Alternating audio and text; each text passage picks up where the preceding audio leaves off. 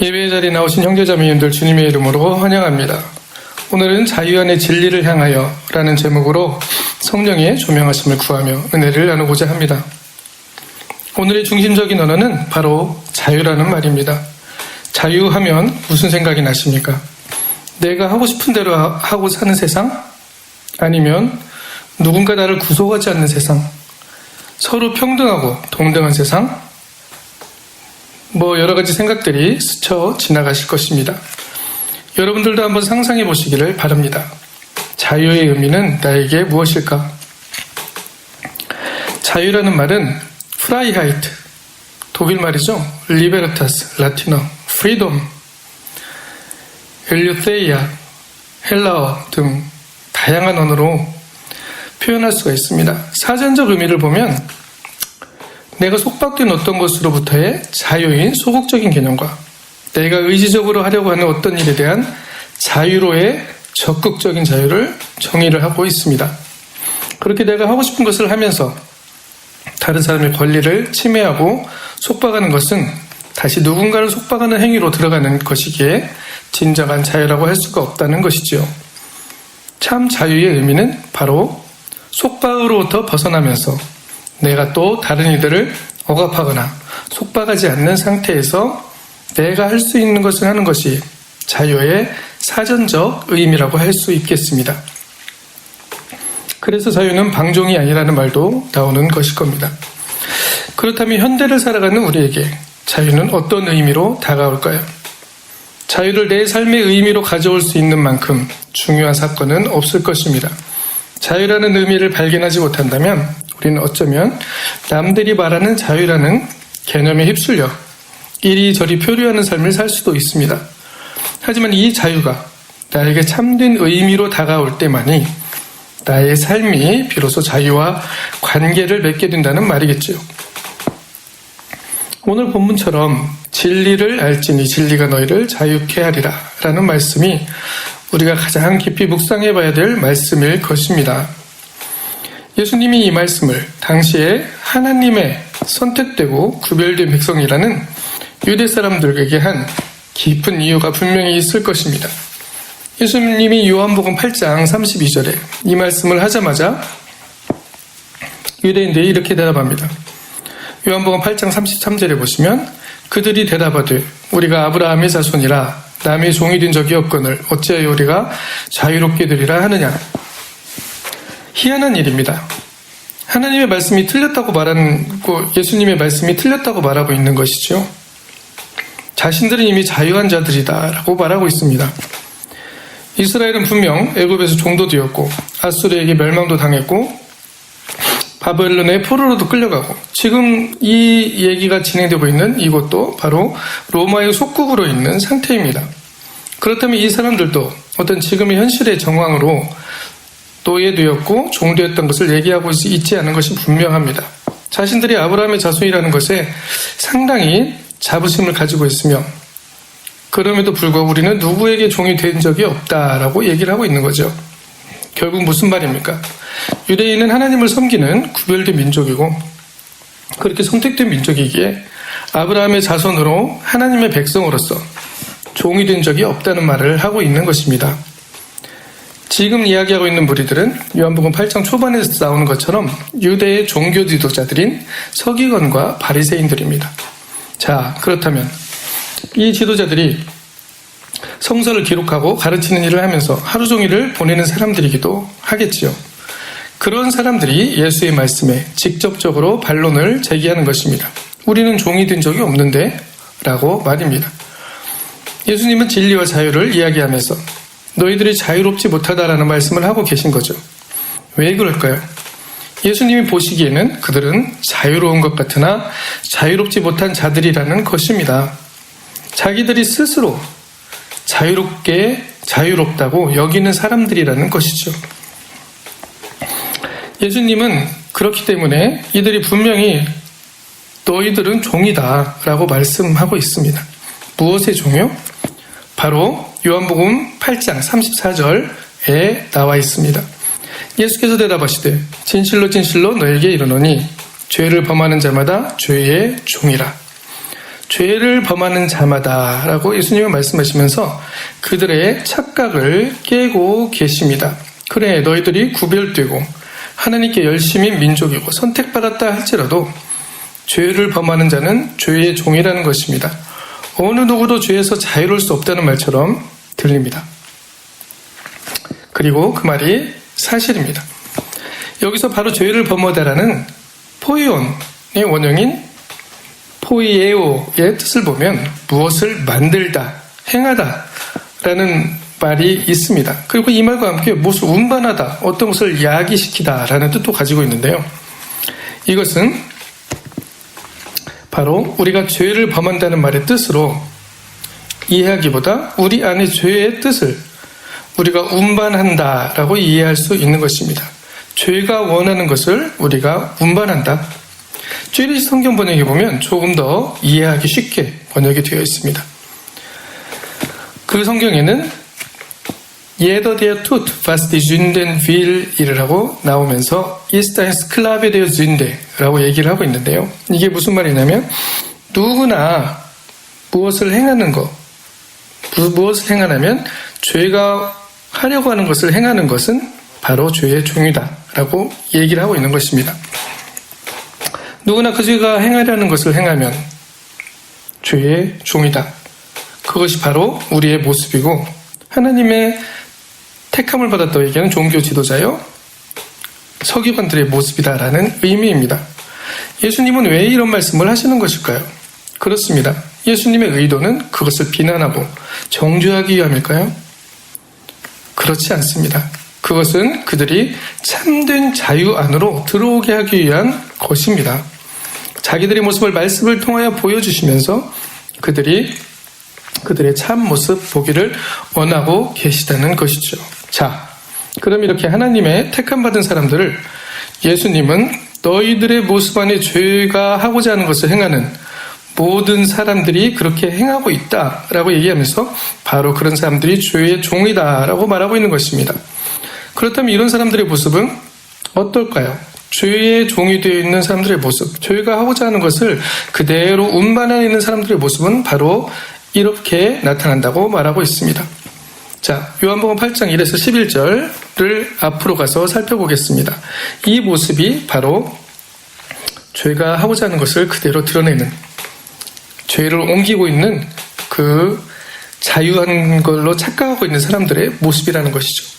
자신이 죄에 있는 줄 모르는 사람들의 모습이 바로 여기 등장합니다. 8장 3절에서 8절. 서기관들과 바리새인들이 음행 중에 잡힌 여자를 끌고 와서 가운데 세우고 예수께 말하되 선생이여 이 여자가 간음하다가 현장에서 잡혔나이다. 모세는 율법에 이러한 여자를 돌로 치라 명하였거니와 선생은 어떻게 말하겠나이까. 그들이 이렇게 말하면 고발할 조건을 얻고자 하여 예수를 시험함이러라. 예수께서 몸을 굽히사 손가락으로 땅에 쓰시니 그들이 묻기를 맞이 아니하는지라. 이에 일어나 이르시되 너희 중에 죄 없는 자가 먼저 돌로 치라 하시고 다시 몸을 굽혀 손가락으로 땅에 쓰시니.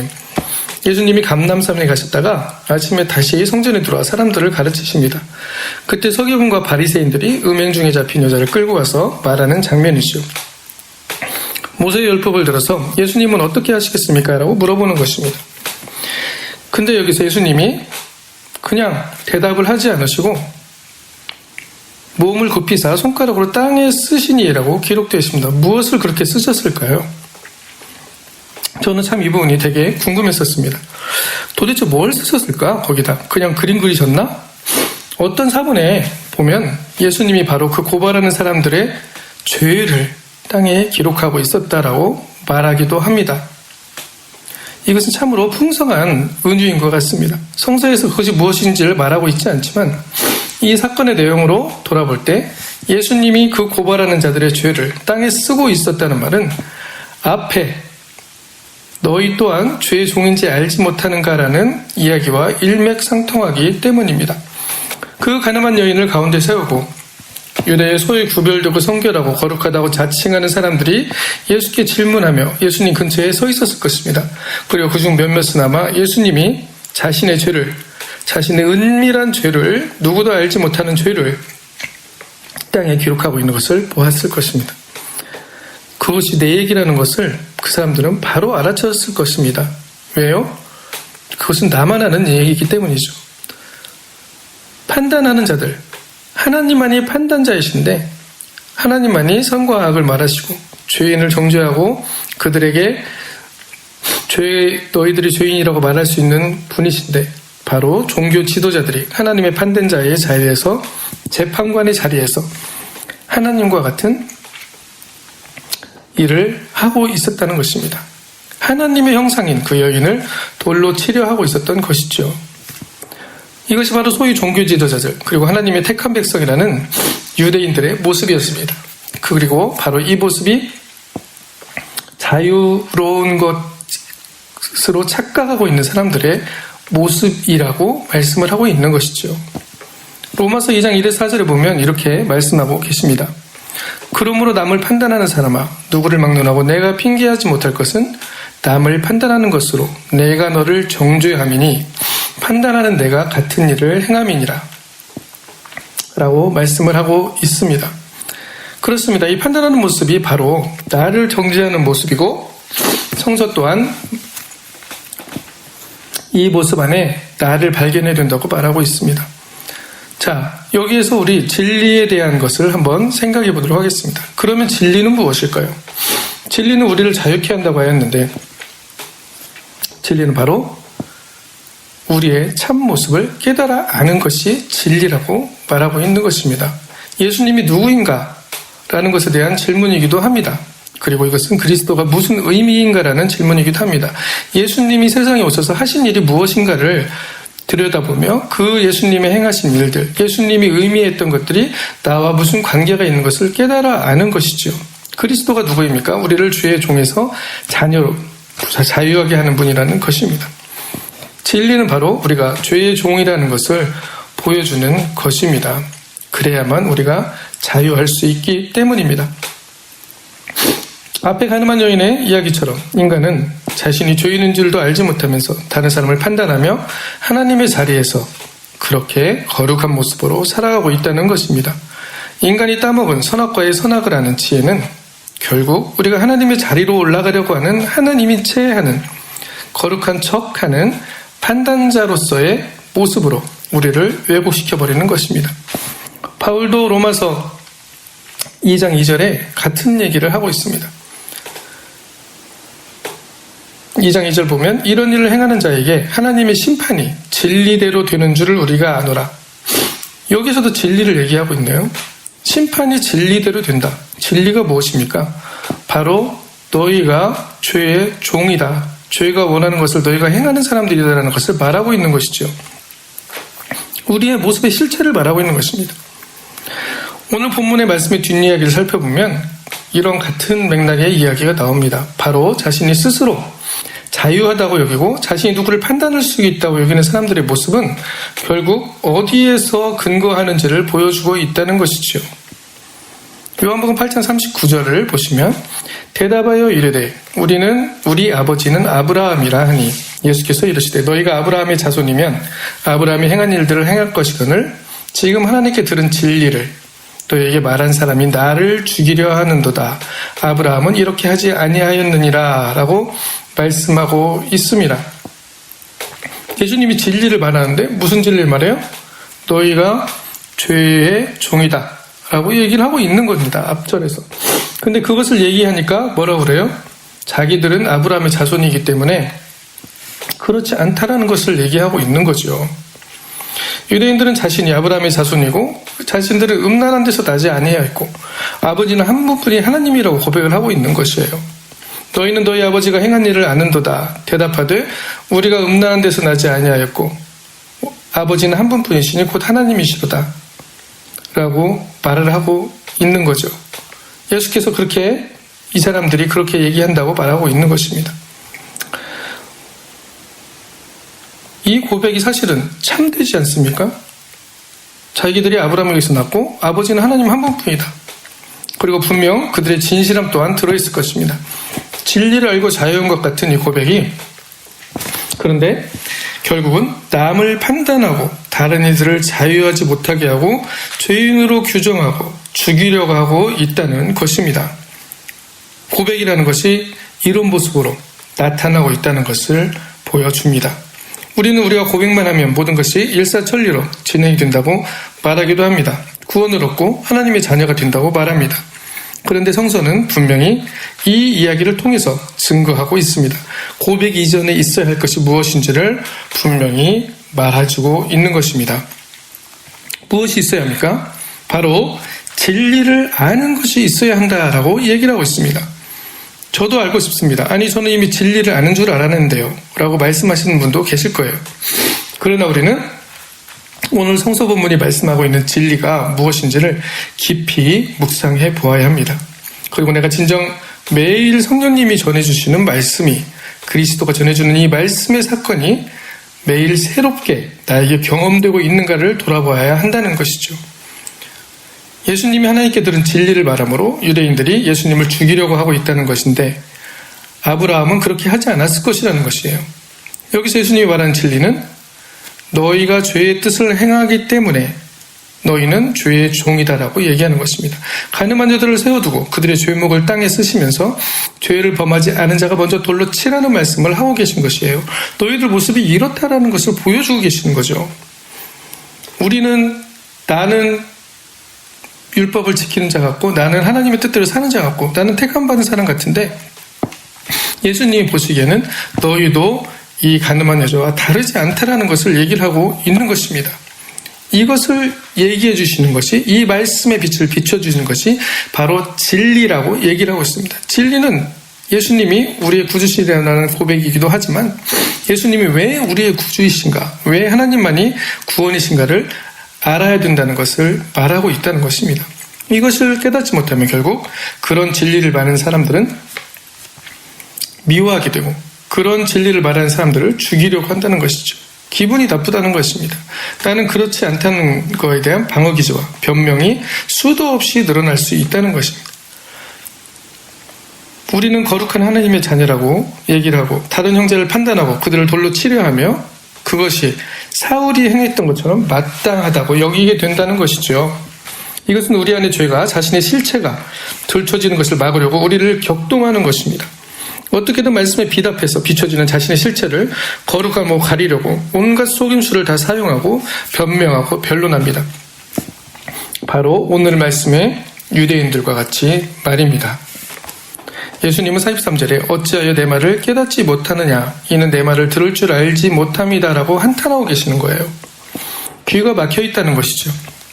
들어도 듣지 못한다는 것입니다. 진리를 말해도 진리를 말하는 그리스도를 사랑하지 못하고 진리를 미워하고 죽이려 한다는 것이죠. 이것이 바로 자신이 자유로운 줄, 거룩한 줄, 택함받은 줄 아는 사람들의 모습에서, 그들의 삶에서 일어나고 있다는 것입니다. 이 메시지는 우리에게 던져주는 의미가 상당히 깊습니다. 사도행전 7장 51절에서 54절에 보시면, 목이 곧고 마음과 귀에 할례를 받지 못한 사람들아, 너희도 너희 조상과 같이 항상 성령을 거스르는도다. 너희 조상들이 선지자들 중에 누구를 박해하지 아니하였느냐. 의인이 오시라 예고한 자들을 그들이 죽였고, 이제 너희는 그 의인을 잡아준 자여 살인한 자가 되나니 너희가 천사가 전한 율법을 받고도 지키지 아니하였도다 하니라. 그들이 이 말을 듣고 마음에 찔려 그를 향하여 이를 갈거늘 이라고 말씀하십니다. 왜 이런 현상이 일어나고 있습니까?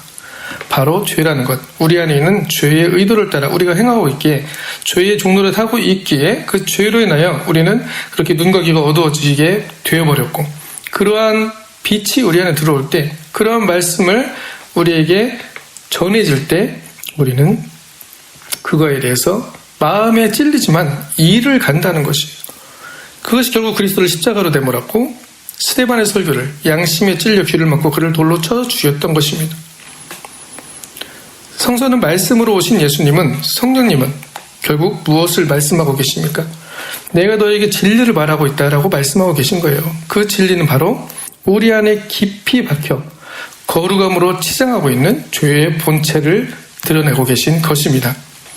이 죄의 본체를 드러내지 못한 고백과 회개는 결국 나의 감정에 의한 회개일 수 있고, 나의 감정적인 고백일 수밖에 없고, 정신적인 회개일 수밖에 없고, 정신적인 고백일 수밖에 없다는 것입니다. 너희는 너희 아버지 마귀에게서 났으니 너희 아버지 욕심대로 너희도 행하고자 하느니라. 그는 처음부터 살인한 자요, 진리가 그 속에 없으므로 진리에 서지 못하고. 45절에 보시면 내가 진리를 말함으로 너희가 나를 믿지 아니하는도다. 너희 중에 누가 나를 죄로 책잡겠느냐. 내가 진리를 말하는데도 어째 나를 믿지 아니하느냐. 하나님께 속한 자는 하나님의 말씀을 듣나니 너희가 듣지 아니하면 하나님께 속하지 아니하였음이로다. 라고 예수님은 계속적으로 말씀을 하고 계신 거예요. 예수님의 말씀은 계속적으로 내가 진리를 말한다. 진리를 말한다입니다. 진리는 바로 예수님이 너희에게 말하는 그것이다 라고 얘기하는 거죠. 너희들이 죄에 의해서 죄를 따라 살아가는 사람들이라는 것을 얘기하고 있는 거예요. 근데 그리고 오직 하나님만이 거기서 너희들을 구원할 수 있다. 우리 예수님만이 구원의 길이라는 것을 말씀하고 있는 것이죠. 진리의 내용이 이렇다고 예수님께서는 계속적으로 선포를 하고 계십니다. 이것이 바로 우리 안에 깊이 박혀있는 죄의 실체를 그리고 그 말씀의 빛을 통해서 우리가 그것을 깨달아 알기 원한다는 것이죠. 디트리트 보니퍼 목사님도 성도의 공동생활이라는 책에서 이와 같이 고백합니다. 바울도 자신이 죄인 중에 괴수, 가장 큰 죄인이라고 말했습니다. 디모데전서 1장 15절에 자신이 사도로 섬기고 있다는 사실을 말하는 맥락에서 그렇게 말하면서 자신을 이러한 깊이로까지 인도하지 않는 죄인식은 참된 죄인식이 아니고 나의 죄가 다른 사람의 죄에 비해 더 작게 보이거나 덜 사악해 보인다면 내가 나의 죄를 전혀 깨닫지 못하는 것이라고밖에 말할 수 없습니다. 내 죄는 필연적으로 가장 크고 가장 무거우며 가장 사악한 죄인이다라고 보네퍼 목사님도 고백하고 있습니다. 왜 나를 이렇게 봐야 하죠? 난 이미 죄사함을 받아야 했는데요. 라고 말할 수도 있겠습니다. 하지만 분명 우리의 삶에 죄를 범하지 않는 모습이 있는 이가 있을까요? 그렇지 않습니다. 저도 마찬가지고 여러분도 마찬가지고 하나님 앞에 모든 이들이 죄를 범하고 살아가고 있음을 고백할 수밖에 없습니다. 그렇지 않다면 하나님을 거짓말하는 자로 만든다고 성서는 분명히 말씀하고 있죠. 죄를 범하지 않는 자가 먼저 돌로 쳐라 라는 말씀은 독일 성경에 보면 죄를 범해보지 않은 자가라고까지 소급이 됩니다. 여기서 자유로울 수 있는 사람은 아무도 없습니다. 죄가 자유를 묶어내는 것 같죠? 자, 그리고 예수님은 내가 진리를 말함으로 너희가 나를 죽이려 한다라고 말씀하고 있습니다. 내가 진리를 말하는데 어째서 나를 안 믿니? 라고 얘기하고 있죠. 이 말씀이 우리를 죄로 묶어내려는 말씀으로 들리십니까? 이것은 우리를 죄로 묶어내고 정죄하고 죽이는 말씀이 아닙니다. 우리의 체면을 구기려고 하는 비판의 말씀이 아니라는 것이죠. 이것을 우리가 알 때만이 우리가 자유할 수 있다라고 얘기를 하는 것입니다. 진리가 이것이라고 얘기를 하고 있는 거예요. 진리를 알지니 진리가 너를 자유케 하리라 라는 말의 진리의 의미는 바로 여기에서 찾을 수가 있습니다. 사람을 살리기 위한 복음의 말씀이라는 것이죠. Veritas Fos Liberabit 라틴어로 같은 말입니다. 이 말씀은 분명 예수님이 우리에게 오늘도 매초 매순간 외치고 계시는 말씀이라는 것입니다. 성령께서 우리에게 지속적으로 조명하는 말씀이라는 거예요. 이것이 바로 진리이고 이 진리를 알 때만이 우리가 자유롭게 될 수 있다. 역설적입니다. 이걸 알면 나는 죄인인데 내가 죄인인 것을 알 때만이 내가 정말로 이 죄에 의해서 움직이고 있다는 것을 알 때만이 내 속에 박혀있는 죄가 이렇구나라는 것을 알 때만이 우리가 자유함으로 나아갈 수 있다라고 말씀하고 계시는 것이죠. 엄청난 복음의 역설이 여기에 들어있습니다. 마태복음 9장 13절에 너희는 가서 내가 긍휼을 원하고 제사를 원하지 아니하노라 하신 뜻이 무엇인지 배우라. 나는 의인을 부르러 온 것이 아니요 죄인을 부르러 왔노라 하시니라.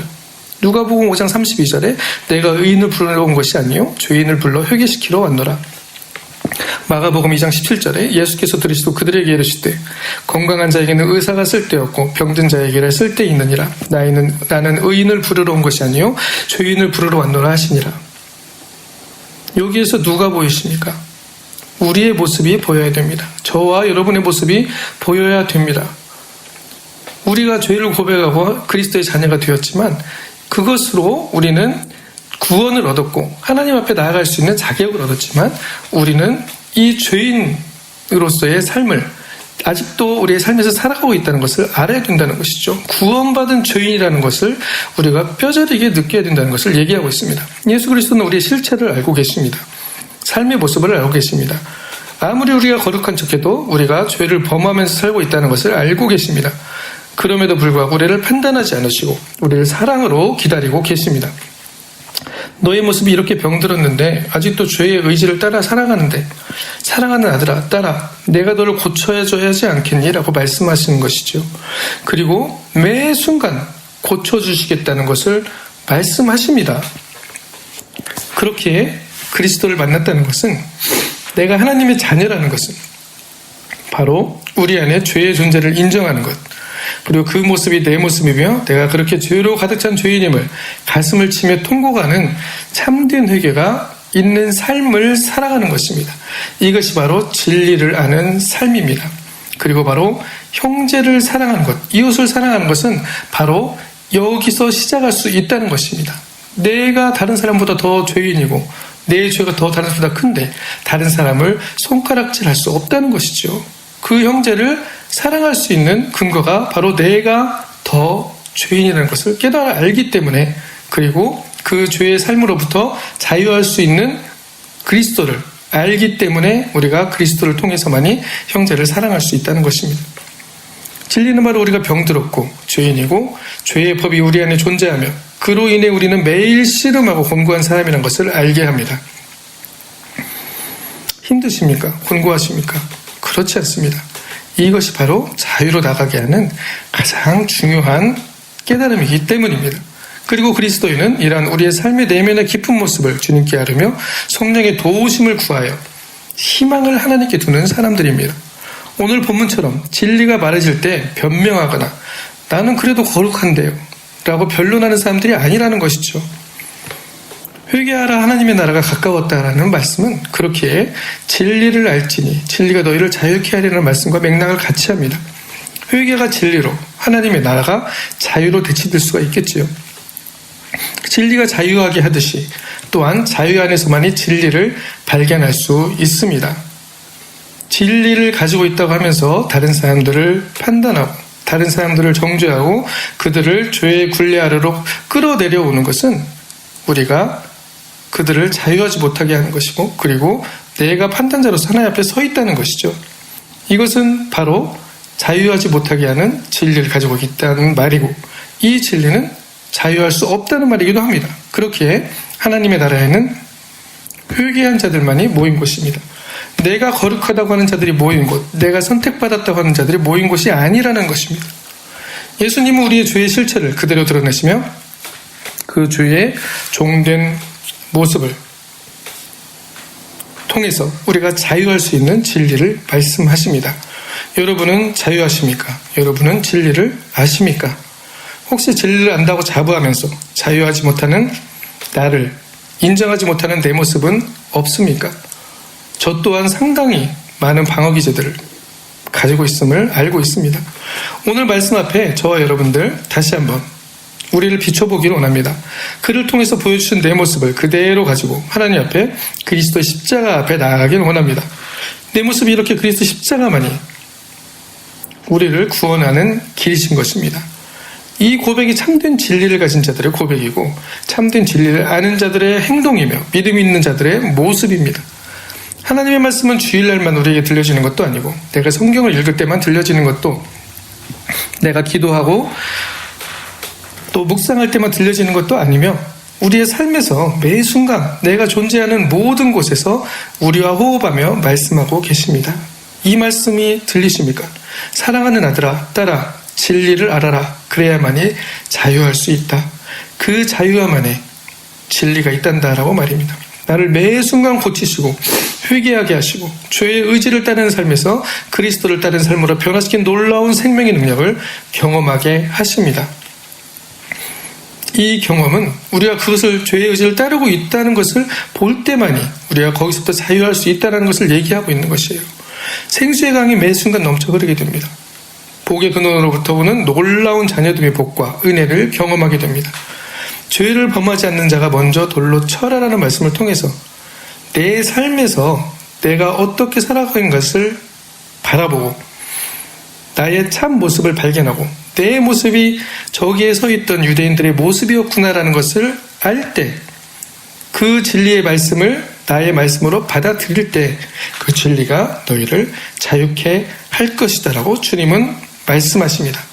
그리고 주님의 말씀에 따라 하나님의 긍휼의 제단으로 앞으로 나와서 십자가 앞에 내 모습을 그대로 드림으로써 우리는 구원이신 하나님을, 생수의 근원이시고 생명나무이신 하나님께 뿌리를 두는 놀라운 하나님의 자녀의 삶을 살아갈 수 있게 된다는 것입니다. 이러한 놀라운 복과 은혜를, 또한 하나님의 생수의 근원이신 하나님을 매일매일 경험하시면서 진리 안에서 자유하는 삶을 살아가시기를, 그리고 그러한 저와 여러분이 되시기를 주님의 이름으로 축복합니다. 아멘.